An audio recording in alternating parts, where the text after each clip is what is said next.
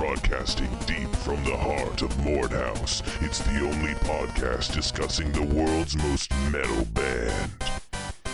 Get ready for DETHKAST. That's right, you're listening to the only podcast broadcasting straight from the heart of Dethklok. DETHKAST, made by Klokateers and for Klokateers. I'm your host, Klokateer616. With me, as always, my best friend and partner in crime. You know him, some of you hate him, Klokateer047. How's it going? Good, how are you doing? No, I'm doing quite well. I'm happy to be here in Mordhaus. You just got a promotion, sir, Big to the podcast day. studio. How's it feel? Permission to speak freely? Yes, sir. I'm very happy. Happy. Where were you before 47? For those of you that did not know, because you wouldn't, we, for years, spent plenty of time on the road in all of the giant different stages that existed, being Murderface's specific bass roadie guitar tech. Nice. Plenty of days, plenty of stories, plenty of things to talk about as we run you through the years. Oh, I'm sure, and we might get to some of those later. Yeah.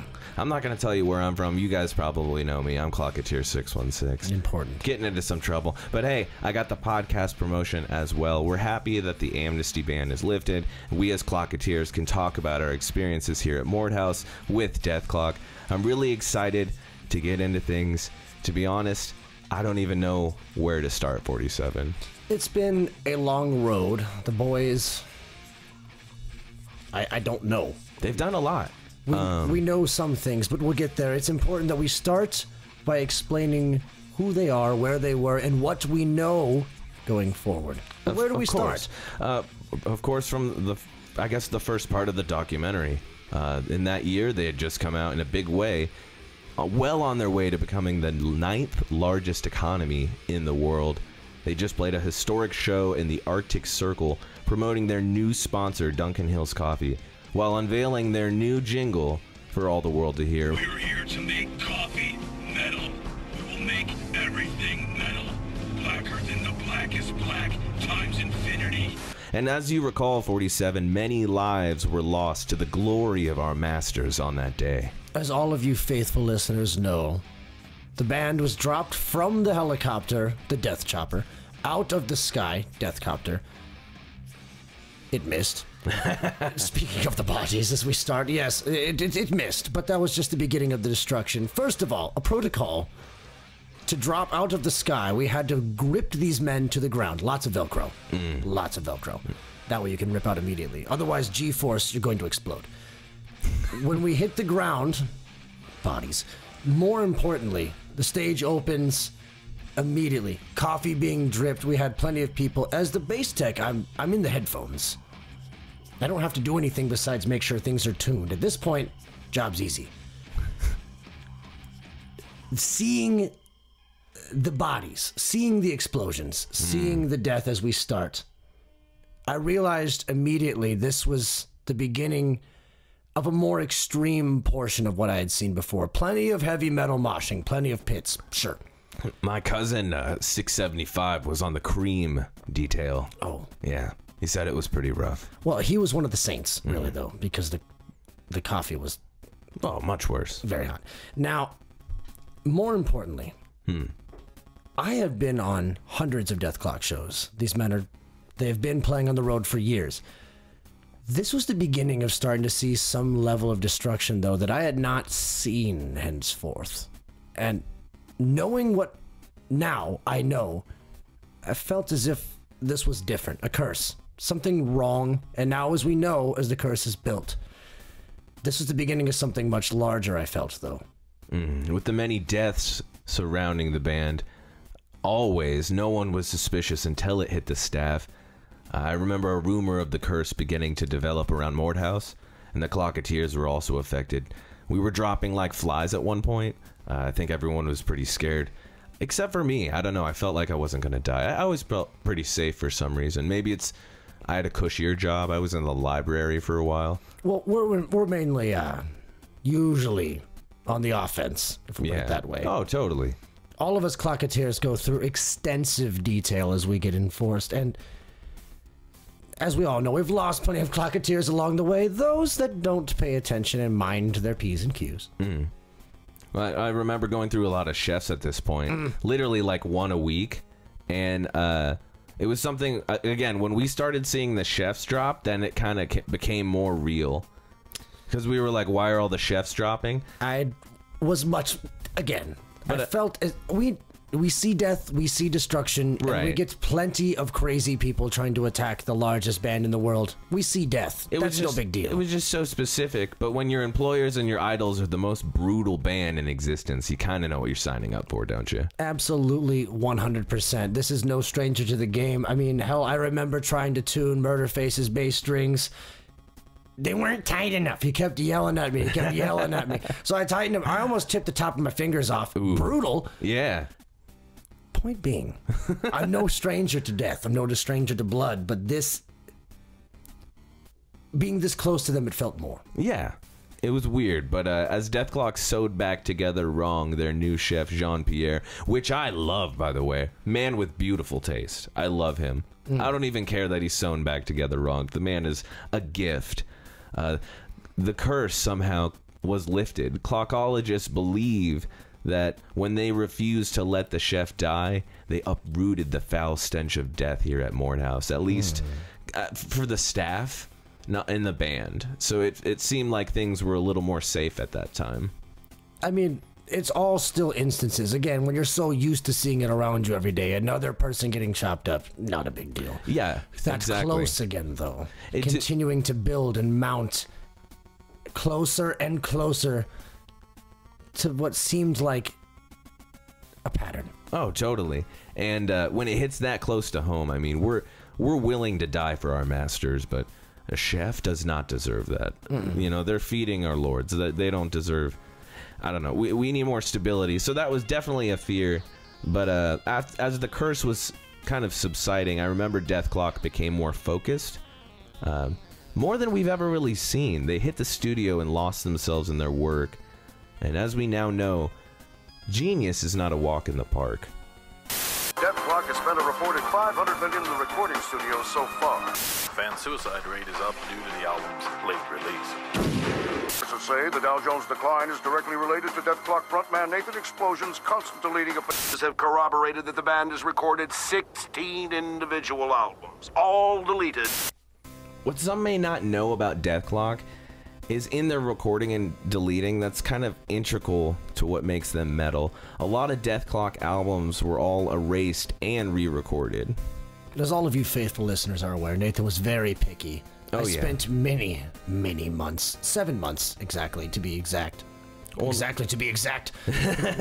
One thing we forget is that Deathwater doesn't exist anymore. They pulled that from release, they pulled that from shelves, and what we were given now is the Death album. It was comprised of a lot of songs from this first season of the documentary, but it left off a lot of hits like Electric Eel Chair, Scudded and Gutted and Undercooked, Scuba Tank Filled with Farts, and your favorite, Blood Puke. Yeah, already written, but nonetheless. I kind of think it's hard to imagine a world without these songs, but I think we should just be thankful for what we get from our masters. It blows my mind, but I wish you guys could have heard those lost tracks. They were fantastic, recorded on water with the fantastic ability to get the purest sound. Very picky. It had to be deep, it had to be dark, it had to be brutal, and all of the months that I spent on there every day, a little heavier. Dethklok found sonic refuge in the blackest depths of the Mariana Trench. Recording the album kind of began a true transcendence in the world of metal, and in the world as we know it today. With encouragement from the legendary producer and spy turned superfan Dick Magic Ears Nubler, they broke through to a new form of metal. Skeezy bastard. Yeah, that guy was fucking weird. But at the end of the day, loyal. Oh yeah, he definitely came onto our side initially. I think he was shocked by the sheer brutality of our masters. Absolutely, hands down. After 25 years of skeezy crimes as we ran over, the man was subjected to the heaviest album known to fish, to people, to the world, to anyone. To any creature. And bathed in brutality of the seas, with the blessing of the goddess of the sea herself. A genre was created for forgotten beasts of the sea, and the world was never the same. a fact that would later come up in a lawsuit when 100 million people tried to, quote, go into the water and kill themselves. And honestly, I can't believe people were that stupid. At the end of the day, do you really imagine our lords not investing in the finest legal team in all of the seas, land, air, space, anywhere? Go into the water on your own accord. But that brings up a point we see in this first season of the documentary. Dethklok is a metal band. No, they're the metal band. No. And they take ventures through different genres. Not only do they take influence from their experiences, both lyrically and musically, they also apply their dark and brutal natures in other forms of mediums, even the dark arts. 47, I know you remember the lake troll Mordhaus and how that went. Yes, Finland. Fantastic countryside. Well, you know. Not anymore. It was fantastic. However, my time there was slim, as I basically, again, my time on the road was very full. We had lots of duties to do. Wait, the line's lighting up. We have a call as I get on. Go ahead and answer. We have Klokateer 647. So tell me, Klokateer number 647, when Dethklok raised Mordhaus, what was the vibe like at Mordhaus? This was not the first time an eldritch abomination was raised by the primal vibrations of death metal. We simply followed the standard procedure in our employee handbook. And in that sense of panic and that reveal that Dethklok could be more than a band, what would you say that did to the Klokateers' work ethic? We had to reset the days since kaiju attack counter back to 0. Interesting. Was there anything else that you could think of at this time in Dethklok history that could maybe shed some more light on our masters and what they may be capable of? All I am at liberty to say is that there is a tale told in the employee break room of one of our number who heard one single song from the last deleted Dethklok album. Legend says he experienced nirvana, true enlightenment, only to take his own life by explosive decompression upon hearing that the album was deleted. On the nearest wall, he scratched into concrete with his fingernails the words, "It was too perfect for this world." I love it. Thanks for listening, and thanks for hailing Dethklok. Before you go, if you could please send word to my wife and children. We've been sequestered for so long, and I desperately need to tell them. All right, moving on. Thank you for calling Klokateer. Anyways, thanks for that 647. One of the more lavish events that I remember recalling as we look forward, there were many instances of spending way too much money. We found that they were embezzling from themselves, and again, with permission to speak freely, one of the more lavish things that I remember ever being recalled to was Murderface's birthday. Oh, yeah? Death Day. I kind of remember that. I was barely there. I had to work late at my other shift. Security? Yeah, I was working a security shift outside, so I barely got to be there. Been there. But, you know, I caught the tail end of it. I saw all the anarchy that happened. I thought that was pretty fun. It looks like we have a message from... Oh, look. A Klokateer in Discord. 18221 says, my favorite part of that day was getting to see Murderface's collection of artifacts. He makes us clean them constantly, and we often take shifts. Some items unknown to man. Oh, here we go. List of Murderface's stuff. Hitler's skull. The Shroud of Turin. Excalibur. Genghis Khan's knee pads. My goodness. And the rest of the bat that Ozzy didn't eat. My lord kept many odd items. Yeah. Those were new to me. That's crazy. Secret box. I wish I knew how to work this thing better. I'm working on it. It looks like we have another caller. Next on the line, Klokateer 1158, in charge of cleanup detail on Murderface's birthday. Tell us, Klokateer, what was it like working the event? I recall only that 6 of my brethren died in a fight to the death in his honor. I was mauled by one of the Bengal tigers and passed out from blood loss. When I awoke in the hospital 3 days later, I was informed that Murderface's only reaction to the performance was to say, This sucks piss. I remember it being a star-studded event with tons of casualties.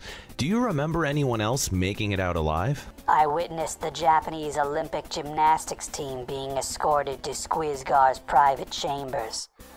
As is standard, they were each given an orientation pamphlet and a bevy of legal forms beforehand. Klokateer, I want to thank you for your service to Dethklok, and thank you for listening to DETHKAST. Was there anything else you wanted to add for our listeners? Please spare a moment of silence in memory of loyal Klokateers 322, 648, 800, 915, 919, and 146,230. Their sacrifice shall not be forgotten. Except by Murderface, who likely never committed them to memory. Yeah, that was a crazy fucking night indeed. Thank you for your call, 1158, and hail Dethklok. As we have seen so far in our history of Dethklok, they had been experimenting with a power not of this world. A power, quite frankly, I don't think they knew they had at the time. Over the decades, there had been many a theory on the band, and what they have done for the world leading up to the great Metalocalypse. To better understand the band itself, we turn to the world's foremost expert on Dethklok, Mordhaus Klokologist, Dr. Linda Perwindinsin von Struesselvich. Doctor? Thank you, Klokateer. Dethklok is without a doubt the world's largest cultural influence to date. From amassing a cult following to being responsible for multiple shifts in the worlds of art, literature, sports, and even film. They have truly carved their name in the dirt of the earth. With so many accomplishments, the world can't help but wonder how they became who they are. Who they are exactly, and what was the cause to such brutality. Well, in my years of research, I have found certain links that indicate that each member of Dethklok is an embodiment of metal itself. Follow me here. Dethklok is more than merely a band. They are the windows into the soul of humanity. The saviours of all that is unholy, the messiahs of metal. For not only have they resurrected an art form, they have also breathed life into the natural order and began to move the very gears of society that shapes us. So what are these ideals they embody? Well, let's start with an easy one, shall we? William Murderface, hatred. William displays an abundant amount of self-loathing and hatred. These emotions control every action of Murderface's life, from headbutting royalty on stage to his parents' murder-suicide. He was poised from a very young age to represent the cruelty and the malice behind the band's sound. William often self-harms and takes great joy in the sorrow of others. Despite the fact that he is a mediocre bassist, Dethklok could not be as dark and as brutal as it is without the pure, unfiltered hate William provides. Toki Wartooth. Death. Toki was raised in an abandoned village in Norway by his extremely religious parents. They never spoke to Toki, and oftentimes would go to great lengths to punish him from a very young age. Due to the brutal nature of his upbringing, Lord Wartooth's mental age never progressed past the age of 9, unlike the average 14, like the rest of the band. Toki is indeed an outlier of the band. He is oftentimes left out on purpose, and regarded to be the least metal member of Dethklok, according to the band itself. But despite his kind and caring demeanour, underneath that innocent smile is the face of death itself. For you see, Toki is the avatar of death. Throughout this first year of the documentary, we see that whoever is in contact with Toki for too long, outside of the band, is surely destined to die. This is a very common occurrence with Lord Wartooth. It is the reason he doesn't like doing meet and greets with the Make-A-Wish kids anymore. Even though his heart breaks upon each passing, it is the metal flowing through his veins and the brutality ingrained that fuel his death power. Skwisgaar. Life. Skwisgaar is the avatar or the embodiment of life itself. Raised by a Swedish pageant queen mother, from a very young age, Skwisgaar avoided his feelings of isolation and abandonment by focusing solely on being the best guitarist on earth. We have no record of who his father is, leading some in my department to mystically speculate. Given Skwisgaar's animalistic sexual appeal and habits, it is easy to see why he represents life itself. We currently have agents monitoring his progeny in the field. Nathan Explosion. Power. Nathan is an interesting case, and does not have the standard brutal upbringing like the rest of the group. He comes from a loving family that sees Nathan as a proud accomplishment. Although not as twisted as the rest, it is their mundane nature that fuels Nathan's brutality. His unbridled chaos can be felt in each show, and the power of both his words and his actions can be felt around the globe. Curiously enough, Nathan is the only member of Dethklok to hold several steady relationships in his time with the band.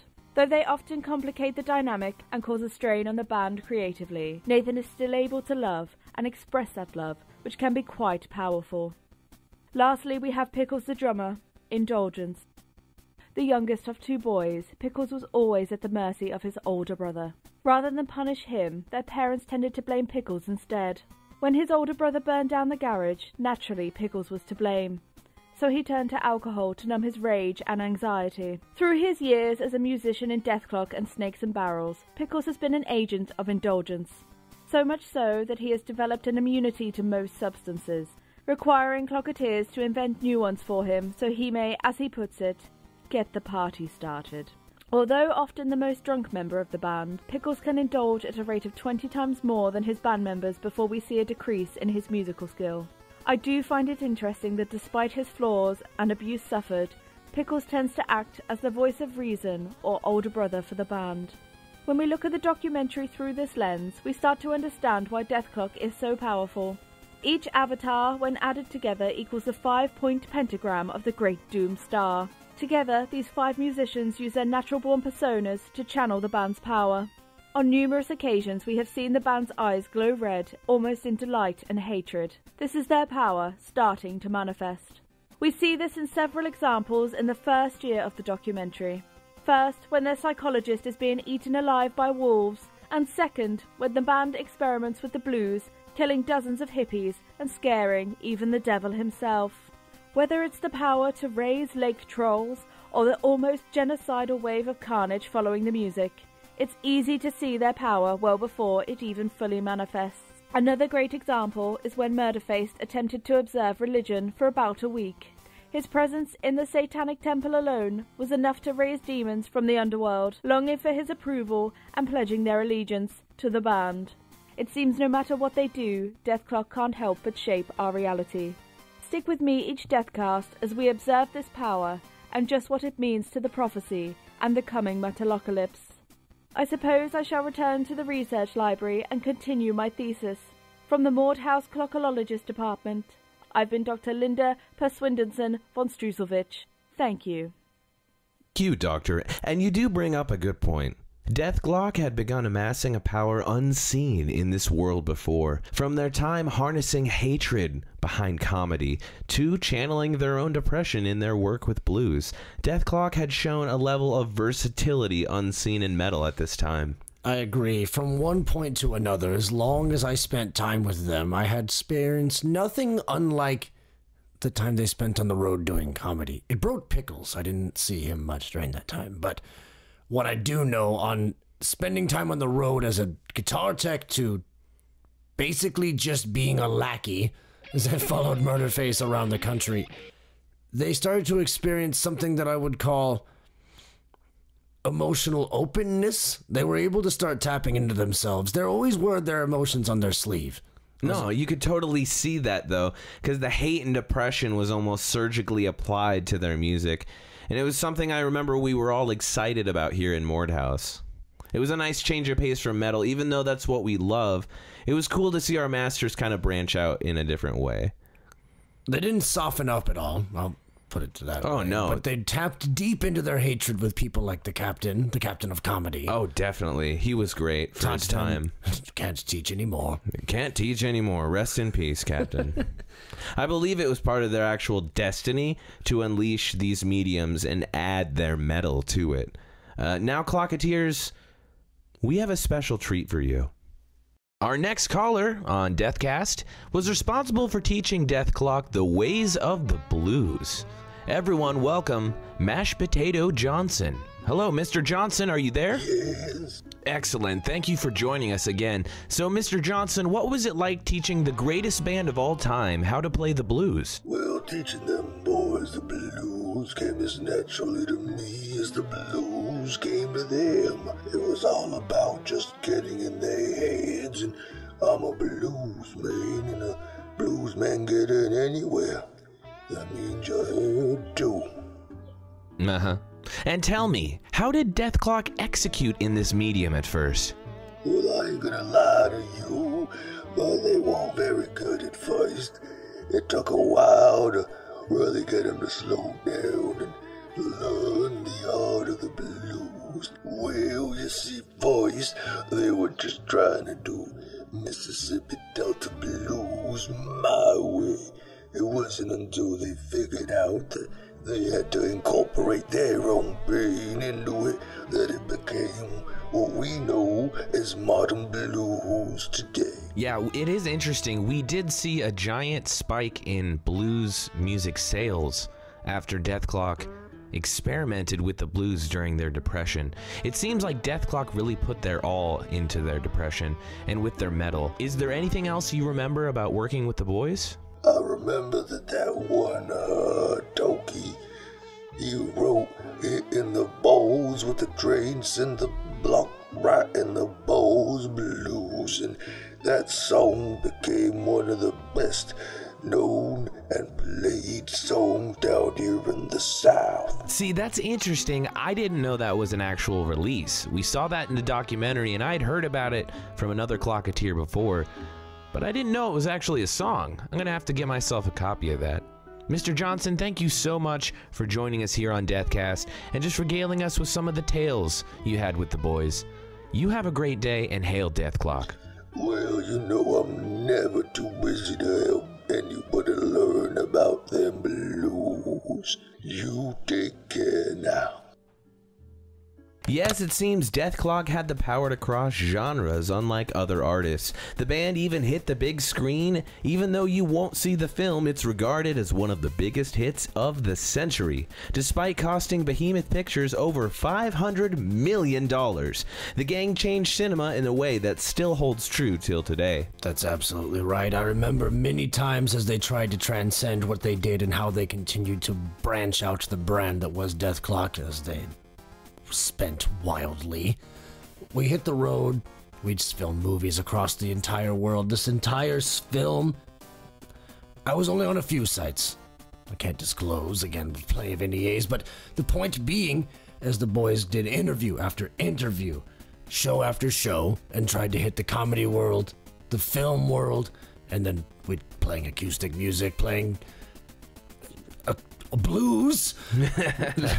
We found that at the end of the day, the boys transcended every genre they took foot into and made sure it was as brutal as possible. And we see franchises spending more and more to try to leap out of the shadow that Blood Ocean's reputation cast. Honestly, I don't know if anyone's ever going to do it. The next highest franchise, 47, was Pirates of the Caribbean. They spent $378 million, almost coming close, but not quite coming there. Oh, I believe we have another scheduled caller, 47. Absolutely. So, Klokateer, I understand you had a tale to tell us about the day Murderface decided to explore religion. Please share with us what it was like behind the scenes on that weird day. Lord Murderface asked that we retrieve all known rare religious artifacts on Earth, as well as the Star of David, and assemble them in his room labeled the Shrine of all Shrines so that he may find spiritual salvation. The Star of David? Yes. The one in the sky? Yes. Ah, yes, very well. How do you think Dethklok influenced religion? Lord Murderface's presence alone made religious prophecies come to life. His twisted, putrid, rage-filled soul was seen by the underworld's demonic lords. They arose from the depths of hell to fight for his favor. Fortunately, our lords had retreated to a nearby bar, leaving us Klokateers to deal with the aftermath. And how did you manage that? The Klokateer Guidebook. Do you think this was good for Murderface? Did he learn anything through religion, and is he capable of salvation? No. Alright, fair enough. Thank you, Klokateer, for the inside scoop, and thank you for your service to Dethklok. One thing that really inspires me here at Mordhaus is how involved the staff is. From the murder cart races to the annual employee vacation at Mordhaus, we really get a lot as Klokateers. Here to explain some basic job titles for Klokateers in Mordhaus is everyone's favorite mascot, Facebones. Hey everybody, it's me, Facebones! And I'm here to welcome you on behalf of the most brutal band on earth, Dethklok!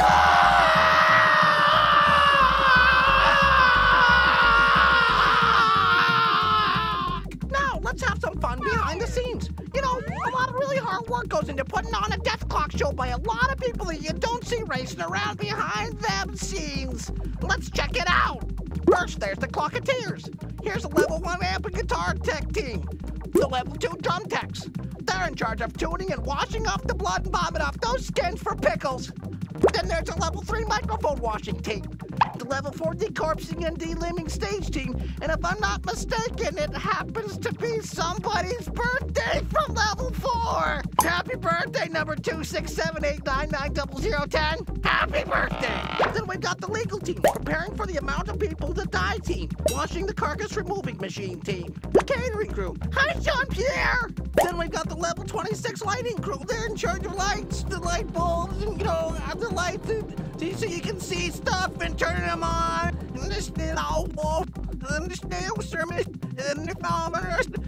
You get the idea. A big part of the show is making sure that Dethklok has enough booze to drink and ladies to, you know what, with. So we bring in literally truckloads of Dethklok's favorite booze, and we'll be scouting the crowd tonight for very nice, respectable ladies to want to, you know what, with Dethklok, pending proper paperwork, including age check, STD scanning, doctor, detective crew, and of course paternity waivers, which leads us to our old pals, the prophylactic team, and the skank patrol, including the skank deflector bombs. Wow! We here at Dethklok sure do work hard, so let's hear it for all them Klokateers out there who literally die every day to bring you that sweet blowjobby metal. Well, that's all for me. I'm Facebones, and so I'll see you later, fuckfaces! One of my favorite events that we had during that year was the employee raffle during Employee Appreciation Day. I hadn't seen a fight like that, dude, since Initiation, when I had to kill a dude. I think we have a caller on the line that had a story about that. Tell me, who do we have on the line? I'm Klokateer 422. My brother is 421. I'm a highly skilled microphone cleaner with my brother, and I do not a bad job and always a good. Uh-huh. And employee, you had a story to share about Employee Day? What was going on in your mind in the moments before the raffle debacle? In my understanding, some weren't aware of the situation entirely. How did that news break at Mordhaus? I was standing way down there in the back and not see good. The winner of the raffle won a hole in head. Lucky microphone didn't get dirty. Oh, I would be cleaning the microphone. Yeah, for the most part, everyone thought that was some kind of freak accident, I remember. I do have to say that I appreciate the fact that we have an Employee Day here at Mordhaus. Every gear matters, and it's good to know. I like to clean microphones. With the microphone you're using, would you like it clean? Whenever I find a microphone, I will always keep it clean. I touch it with a spray, I touch it with a tissue, I rub it down for 5-10 minutes, I give it a smell test. If it's no dirty, I rub and rub again and again until all once is always clean. All microphones are cleaned by me and my brother. Is there anything else from that day you'd like to share that may give some insight on what life is like for a Klokateer? All right. I remember that guy, though. I guess he didn't want to answer. Nah. 422, good All guy, right. though. Very Yeah. simple. Yeah? But clean the hell of a microphone. I heard he was really good at making nachos. Best foosball player I've ever met. Really? Okay. I remember around this time, though, around the employee raffle time, around that time of year, things were getting a little more tense around Mordhaus. The security breach at the employee raffle went largely unnoticed by the higher-ups, but the Klokateers could smell blood on the horizon. I remember things got even worse with the addition of that scumbag, Dr. Roxo, the rock and roll clown. I fucking hate that guy. He does cocaine. Every single time. Dr. Roxo was a terrible influence on Toki, I remember that. And a huge thorn in the side of anybody that worked at Mordhaus. But also Oftenson. Oftenson was the saving grace. And there's one thing that we bonded over. Only one time was I able to grace his presence from the Lord. Oh, really? We mutually disliked Dr. Roxo for not only the toll that he took mentally on the band, just his presence alone was enough to create ire.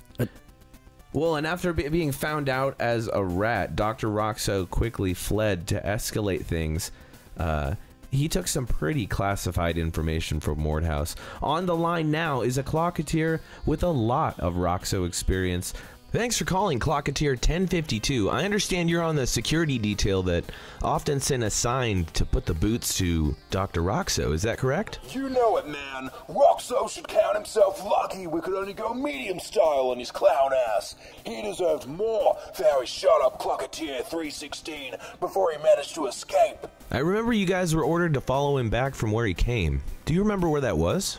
We followed him all through the night, but he ambushed us in an old circus tent with his posse of red-nosed freaks.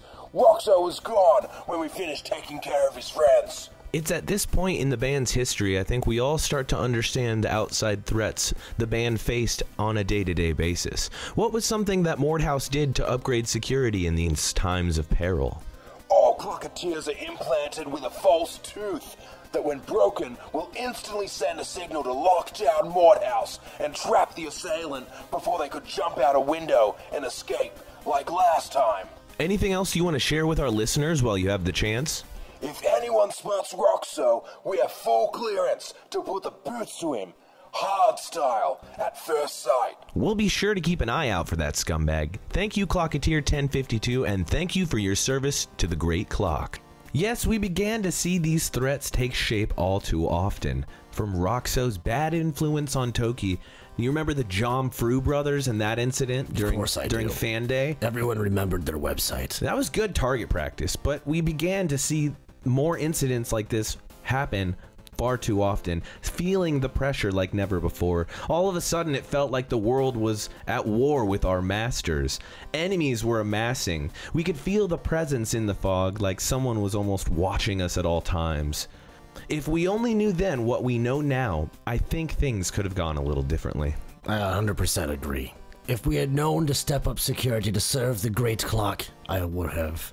But we did start to see things become a bit more treacherous. More deaths, more things didn't seem coincidental anymore. Many threats, and then I remember during the final show, so many missiles being fired, we had to actually have them escape. But I do not. We have a scheduled call. I do not want to answer this. It's so awkward and pokey. But we have, it's 10017, our friend of ours on the line. Thanks for calling Klokateer 10017. So, I hear you're on Squizgar's personal guitar detail. We got to see a few of his fabled axes at the wonderful Squizgar Squigelf Advanced Hand Finger Wizard Masterclass Pay-Per-View Event Guitar Workshop. But are there any noteworthy guitars we didn't see? Oh yeah, well, one thing that he didn't definitely want anyone to see was his old grandpa guitar collections, but he's got one of those, you know? Wow, okay. Anything else you could think of? You remember the while back in America, there was this guy that made a guitar out of his dead uncle's bones, right? So Squizgar was really into that idea, and he was like, yeah, go negotiate with that guy. I want to get that guitar. So a whole bunch of us, like, you know, drove in the van and went to the guy's house and surrounded the perimeter, and we were, like, negotiating, and, you know, we got the guitar. You know, something happened to the guy, you know, his shin bone ended up being like a nice whammy bar edition. We didn't get a chance to show that guitar that day, but, you know, that's a pretty cool one. So tell me, 10017, what's a typical day at the Guitar Forge like? You know, one day we'll be, you know, surrounding a guy's house, getting his dead uncle's guitar, bones.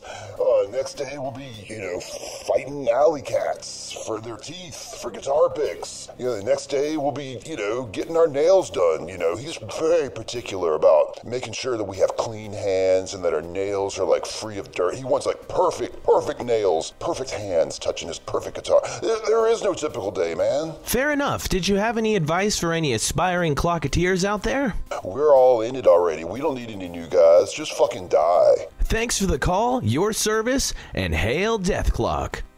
Yeah, hail Dethklok. Yeah, some harsh words there. From Klokateer 10017. He's absolutely right, though. We don't need any more of you. Yeah, but I mean, Jesus, man, like, at the same time, you don't get to be such a dick about it. Fuck.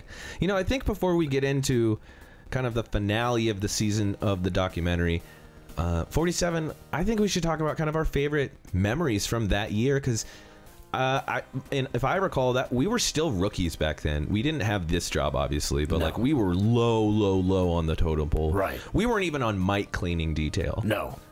My favorite memory, I think, from that year is probably, okay, so I used to be a death wolf guy. Like, we have death wolves on property, and they're for security, and I was in charge of feeding them and getting like lambs for them. So yep, that was me for a while. So there was one day I forgot to feed the death wolves. Okay, that's what I'm saying. That was you? That was me. That was the day that fucking banana sticker douchebag, who was like all controlling our shit for like a week, he fell out the window. Yeah. Dude, I did not get in trouble. That was you. Somehow nobody noticed and nobody cared. I mean, they were like completely content. I just remember looking at Dethklok's face while they were watching that, and they were brutal. And that's the first time I noticed their power, man. Their pure hatred. You could see it in their eyes. Much like the Klokologist said, that's one of the indicators I saw right off the bat. And I knew they were something special, but I just remember being scared shitless that I was going to get in trouble. I still think Oftenson holds it against me to this day. That guy fucking hates you. He hates me somehow. I don't know. He's like this weird nice to me, where he's kind of nice, but like, you know, it's backhanded. Right. And I don't know if I should take it seriously or not. So we have this uncomfortable relationship. I just wouldn't speak to him. Yeah, I'm trying to avoid it. I think that one of my favorite days on the road, thinking back through my memories, was that, honestly, after the day in Munich, Germany, when Murderface headbutted the Danish Prince of Royalty. Dude, I remember that. Played slapping D on the bass. Yeah, that was brutal as fuck. I was off work. From there, all of the cleaning, all of the detailing, which is not as meticulous as Swissgar, let's be honest. Yeah. It's no Guitar Forge. It's his birthday. I'm off. He's getting played too. I don't have much to do. Yeah. Best time ever. All we did, hang out, eat beans, drink beer. Fuck yeah, That's dude. every day. That's awesome. That was one of my favorite times, but not just to hang out, but to really see at his birthday, the one time I've seen him most content as he destroyed a piece of U.S. history. It taught me that even the most angry of people, the beacon of evil himself, you give him what he wants and he can be happy. You know, I'm glad you brought that up. That's something that I've kind of wanted to talk about. Oh, wait. Excuse me, my lord. How you doing? Quite excellent, my lord. I was wondering if I could still get those autographed Squidgar posters for my son. Okay. Squiscar, though. Yes, my lord. He is my son's favorite guitarist. Just a couple pictures? Yes, a couple pictures should do it. Well, you know Squiscar, right? I'll introduce the topic. 1,000 thank yous, my lord. And thank you for the opportunity to do this podcast as well. You're welcome. All right. I'll see you. That guy still really hates you. You think? I mean, honestly, I can't tell anymore. Sometimes he's super nice to me, and then other times it's like, all right. He's like, off-putting. Okay, dude. The man is very off-putting. All right. Well, I'm just lucky I still got my job at this point, to be honest. I'm not going to complain too hard. I shouldn't have even asked for that. I don't know why I did. He just makes me nervous, okay? Yeah. Right? Yeah. Like, he's very... You don't know how to read him. Super tense right now. Oh, yeah. Especially after everything that's happened. Anyway. With all these threats we mentioned earlier, upper management just started taking notice, and finally Oftenson began briefing the boys on safety and security before all their concerts. I remember at this point, near the end of the first season of the documentary, the fans actually started sending death threats to Dethklok, and they were so confused. They didn't know... They didn't think this would ever really happen. No. I think. And they didn't know why. I remember Nathan specifically talking about not playing the Deathwater album for humans. Like, that was the initial plan for the album. It wasn't even supposed to be released in the format that it was, but finally they decided to play it, like, not for humans, but kind of for humans, I guess. Select humans. Right, like, humans showed up. There were millions of people at the Deathwater concert, but they played it in Poland in the Gulf of Danzig, and they played it for the sea, the creatures of the Baltic Sea. Right. So it was in the water. It wasn't really meant for humans, but millions of people showed up for this shit. It was one of the craziest Dethklok concerts we were ever witnessed. At this point, entire swarms of people, millions deep, descended upon the tundra. I remember security was a bitch at that show. We were all tight because like I said, at this point, so many threats had come out in that first season of the documentary. I didn't remember how we kept it all straight, to be honest, but there was a dark shroud almost surrounding the band in the hours leading up to the show. All Klokateers, we've all spoken about this weird, great gut feeling we got before it all went down, and I'll never forget what it felt like. It kind of felt like the world was ending, but it was like beginning at the same time. Again, knowing what we know now about the sheer force that was able to be forged, it was obvious. Yeah, with the millions of fans that attended, that kind of made it crazy too.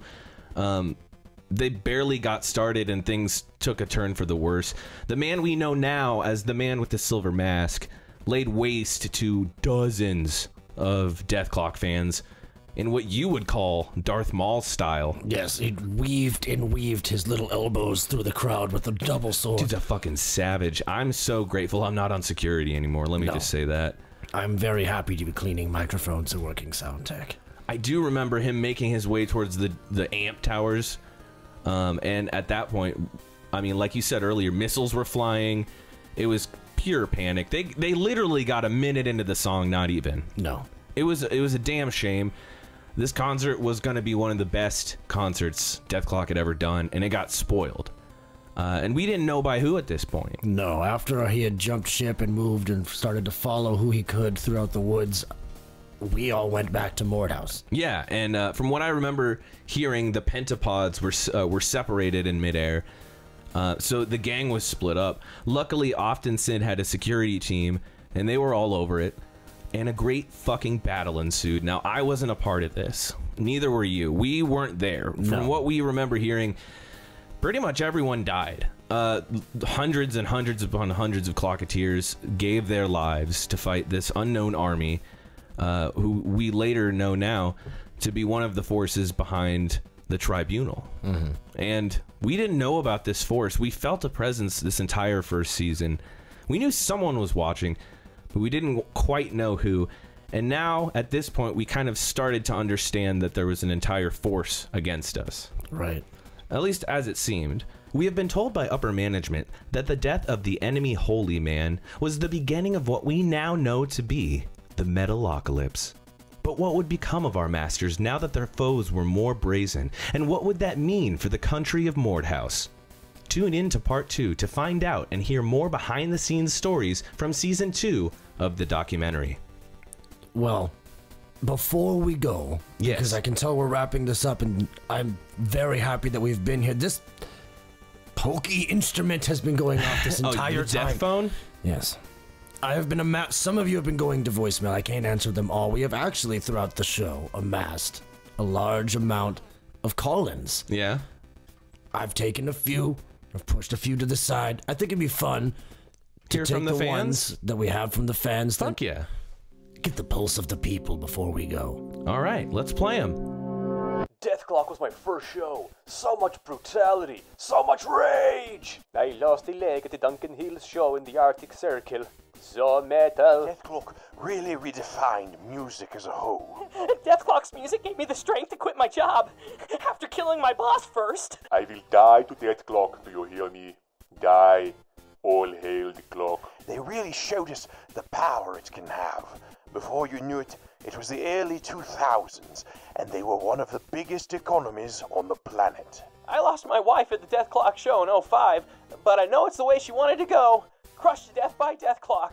I don't know what Pickles is thinking. Snakes and barrels is garbage.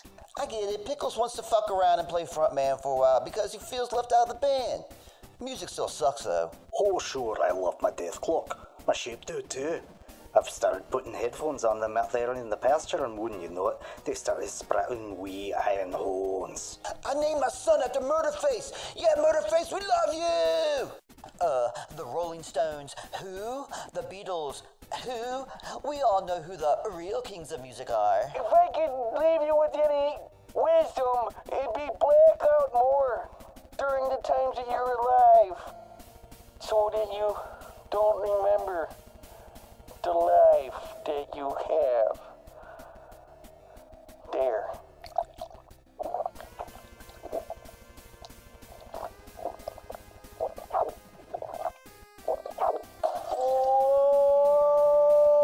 My grandma requested we play play the Death album at a wake. Started a mosh pit and broke my uncle's nose. Dethklok rules! Dethklok makes everything dark and brutal. The whole world needs to be dark and brutal. What was that? Pickles? Does he listen to Deathcast? We are honored. Thank you, my lord. Yeah, geez. I'm pretty fucking flattered, to be honest. Wow. That's also why I couldn't put all of you through. Yeah, I'm sure. Fuck. Well, thank you all for listening to Deathcast. We appreciate you. Thank you all the Klokateers who called in today, all of you who messaged us, all of you who are keeping in contact. Join the Discord if you haven't already. That's where all this goes down. We appreciate you for listening. Anything else to say, 47? All right. Well, this has been Deathcast Part 1. I've been 616. With me, Klokateer 047. We'll leave you with a classic. It's the anthem of our people. If you are a Klokateer, I want this volume raised up to 11. Let's go.